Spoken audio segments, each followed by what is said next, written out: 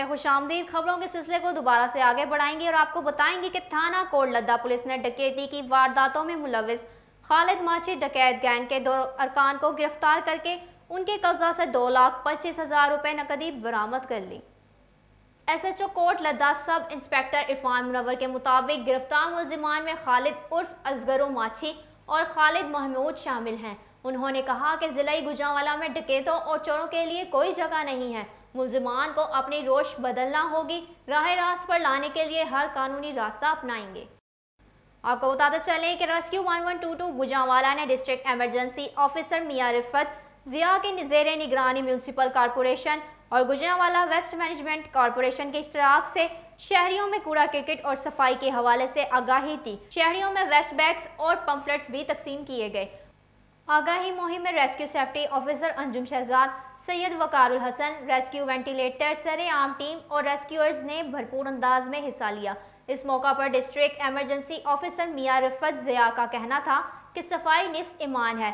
तमाम शहरियों को चाहिए कि अपने घरों, गलियों, मोहल्लों और बाजारों को साफ सुथरा रखें ताकि खुद को और दूसरों को बीमारियों से महफूज रखा जा सके। गुजरांवाला सीनियर रहनुमा पाकिस्तान तहरीक इंसाफ हाजी मुद्दसर महर ने कहा कि 5 अगस्त को जबरी लॉकडाउन के जरिए कश्मीरियों का इस्तेसाल किया गया। पाकिस्तानी कौम आलमी बरादरी को जुगाने के लिए वजीर आजम इमरान खान की क़यादत में 5 अगस्त को मुल्क भर में यौम इस्तेसाल कश्मीर भरपूर तरीके से मनाएंगे। कारकुनों के वफा से गुफ्तगू करते हुए उन्होंने कहा कि आलमी ज़मीर जागे और मकबूजा कश्मीर में 72 साल से होने वाले जुल्म सतम और गुज़श्ता साल भर से इंतहा पसंद मोदी की तरफ से जारी लॉकडाउन के खात्मा के लिए 2 टोक इकदामात करे। 2 अरब से जायद आबादी के 56 लाख इस्लामी ममालिक भी ख्वाब गफलत से जागे और अपने ज़मीर के मुताबिक कश्मीरियों को इस जुल्म और बर्बरियत से निजात दिलाने के लिए मैदान अमल में निकले। उन्होंने मजीद कहा कि कश्मीर की अवाम को ये पैगाम देना चाहिए कि वो अपनी जद्दोजहद आज़ादी में तन्हा नहीं बल्कि पूरी पाकिस्तानी कौम इनके शाना बिशाना खड़ी है।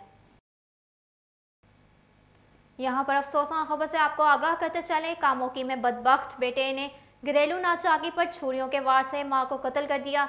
इस हवाले से मजीद जानेंगे हमारे नुमाइंदा रग्स न्यूज़ राना हमजा से। जी राना हमजा, आगाह कीजिएगा इस हवाले से। अजीब बिल्कुल जीटी रोड तहसील हेड क्वार्टर अस्पताल के नज़दीक अवैस करनी स्ट्रीट में मोहम्मद सुहेब और इसकी वालदा 55 साल शहनाज बीबी में अक्सर घरेलू मामलात पर जो है वो झगड़ा होता था। जबकि गुज़िश्ता रोज होने वाले झगड़ा शिद्दत इख्तियार कर गया तो सुहेब ने अपने छोटे भाई को कमरे में बंद करके माँ को जो है वो दूसरे कमरे में ले गया और जहां पर मोहम्मद सुहेब ने सीने और जिस्म के दीगर हिस्सों पर छुरियों के वार से वालदा शहनाज को मौत के घाट उतार दिया। मां को कत्ल करने के बाद मुलजिम ने आला कत्ल समेत गिरफ्तारी भी दे दी। सिटी पुलिस ने मकतूल की नाश को पोस्टमार्टम के लिए रेस्क्यू 1122 के अमला की मदद से तहसील हेडक्वार्टर मुंतकिल कर दिया है और तफ्तीश भी शुरू कर दी है। जी बहुत शुक्रिया राना हमजा हमें अपडेट करने का।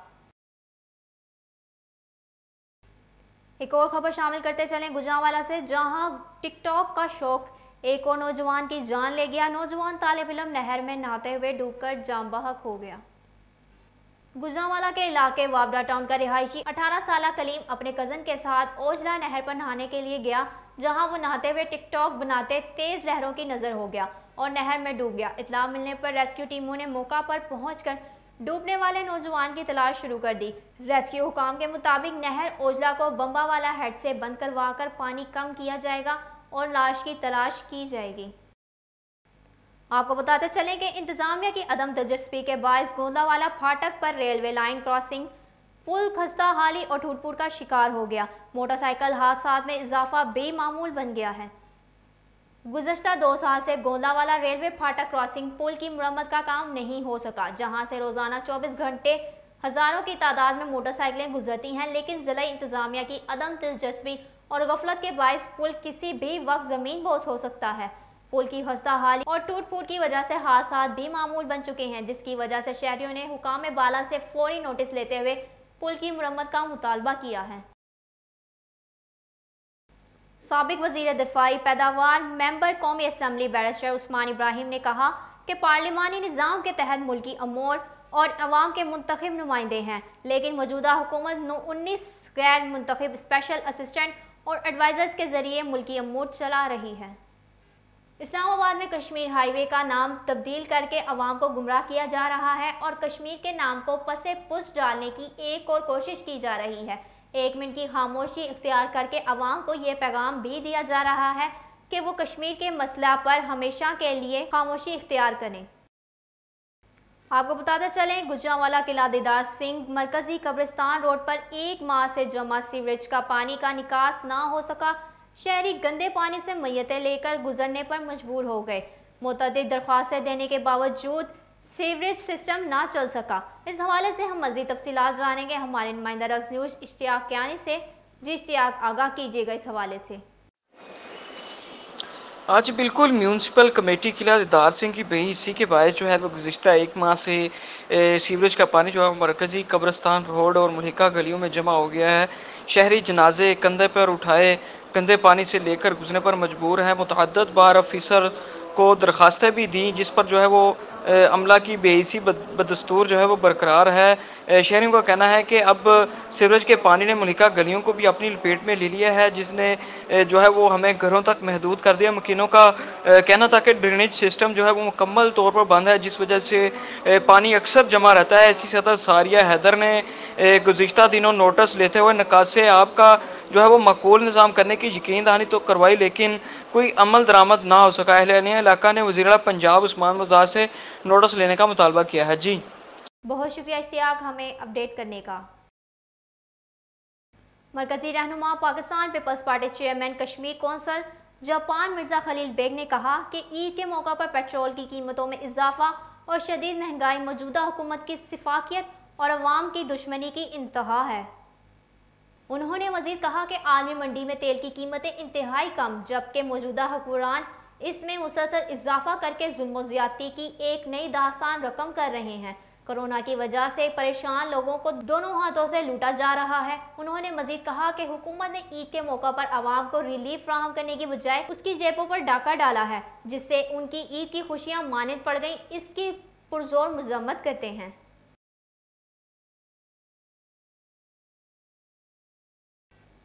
ज़िला सदर पाकिस्तान तहरीक इंसाफ राना साजिद अली खान ने कहा कि मुल्क को सही सीमत ले जाने और तामीर और तरक्की की तरफ गामजद करने के लिए हम सबको SOPs पर अमल पैरा रहते हुए मुश्किलात से गुजरकर हुकूमत का भरपूर साथ देना होगा।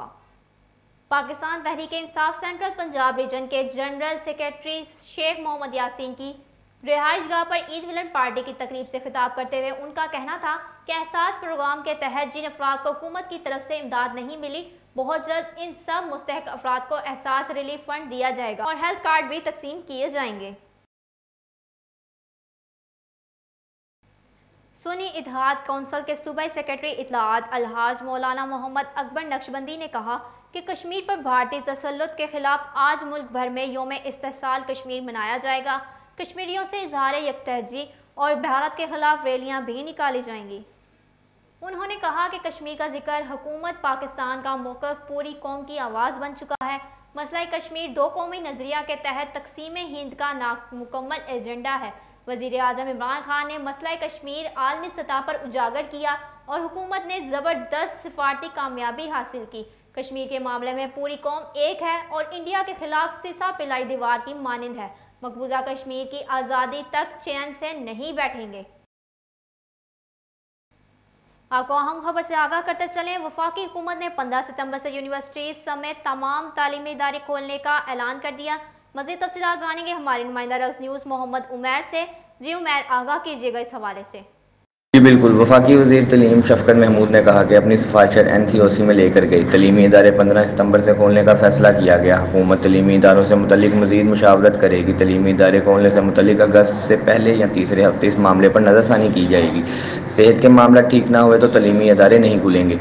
वफाकी वज़ीर का कहना था कि खुलने वाले तलीमी इदारों के लिए SOPs बनाई जाएंगी। क्लासेस की तादाद कम करने समेत कई तजावीज़ आईं। बड़ी क्लासेस को पहले बुलाया जाएगा, छोटी क्लासेस बाद में बुलाने की तजवीज़। मुल्क भर में स्कूल, कॉलेज, यूनिवर्सिटी 15 सितंबर को खुलेंगी।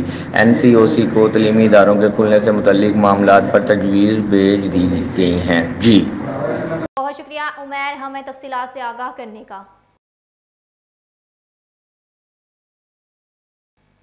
सिटी सदर पीपल्स यूथ ऑर्गेनाइजेशन चौधरी रज़ाकत वड़ाइश ने कहा कि बिलावल भुट्टो जरदारी की क़यादत में मौजूदा अवाम दुश्मन हुकूमत के खात्मे तक जदोजहद जारी रखेंगे। उन्होंने कहा कि मौजूदा हुकूमत ने मुल्क और अवाम को माशी तौर पर तबाह करके रख दिया है। हुक्मरानों को ज़्यादा देर इक़्तिदार में रहना मुल्क और अवाम के लिए सख्त नुकसानदायक है। जालिम हुक्मरानों से छुटकारा हासिल करने के लिए अवाम बिलावल भुट्टो जरदारी के साथ दें। मौजूदा हुक्मरानों ने इलेक्शन से पहले अवाम को सब्ज़ बाग दिखाकर धोखा और फ्रॉड किया है। उन्होंने मजीद कहा कि बिलावल भुट्टो जरदारी की कॉल के मुंतज़िर हैं। कॉल मिलते ही जियाले सड़कों पर होंगे। अब बात करेंगे आलमी वबा कोरोना वायरस की। तो गुजरांवाला रीजन भर में 24 घंटों के दौरान कोरोना वायरस के शिकार 17 नए मरीज सामने आ गए। गुजरांवाला रीजन में कोरोना वायरस के शिकार मरीजों की तादाद 8,872 हो गई। फोकल पर्सन महकमा सेहत डॉक्टर नुसरत के मुताबिक जिला गुजरांवाला में कोरोना वायरस के शिकार मरीजों की तादाद 3,493 है। गुजरात में 2,205, सियालकोट में 2,134, हाफजाबाद में 530 मरीज कोरोना के शिकार हैं। मंडी बहाउद्दीन में 347, जबकि नारोवाल में 163 अफराद में कोरोना की तस्दीक हो चुकी है। इस तरह रीजन भर में 8,040 मरीज सेहतयाब, जबकि 211 मरीज हलाक हुए हैं। खबरें अभी और भी हैं, मगर इस ब्रेक के बाद हमारे साथ रहिएगा।